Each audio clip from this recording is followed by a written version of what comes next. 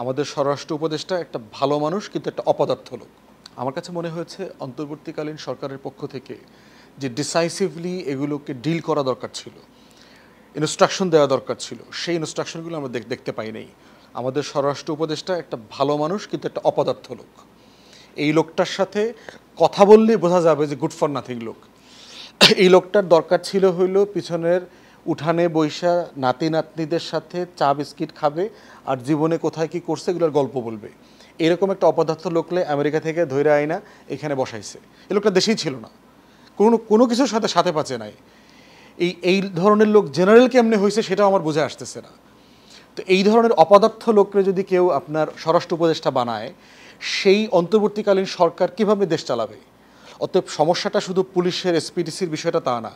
বিষয়টা হচ্ছে যে আপনি আপনার অথরিটি এক্সারসাইজ করতে পারছেন কিনা, আপনি জানেন কিনা দেবী দুর্গার মতো আপনার 10টা হাত আছে।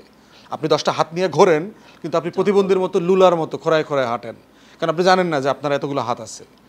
তো এই অন্তর্বর্তীকালীন সরকারের এগুলো সিরিয়াস ফেইলিয়ার, এবং এই চ্যালেঞ্জগুলো আস্তে আস্তে বাড়বে।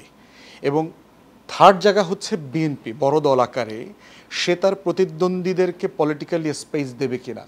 কারণ সে যদি স্পেস না দেয়, অন্য কারোর জন্য স্পেস পাওয়াটা ডিফিকাল্ট হয়ে যাবে। কারণ ক্ষমতার যে ভারসাম্য ছিল বিএনপির বিরুদ্ধে, আওয়ামী লীগ এখন মাঠে নাই। অতএব তার ক্ষমতাটা এখন শতভাগ তার পক্ষে চলে গেছে, এবং তার যে লেভেলের সিন্ডিকেট আছে পুরো গ্রাম পর্যায় পর্যন্ত, সংগঠন আছে, ওয়েলদি লোক আছে, ধনাঢ্য ব্যক্তিরা আছে, তার কর্মী বাহিনী আছে, যারা টাকা পয়সা থেকে খরচ করে মারামারি খুন খারাপি সব কাজ করবার অভিজ্ঞতা আছে। অতএব সেই জায়গাতে আমরা যারা পলিটিক্স করতে চাইবো, আমাদেরকে যদি বিএনপি স্পেস না দেওয়ার সিদ্ধান্ত নেয়, আমরা তো স্পেস পাবো না। তো অতএব বিএনপিও একটা বড় দল আকারে রেসপন্সিবল পলিটিক্স করবে কিনা, এটাও নির্বাচনের একটা চ্যালেঞ্জ।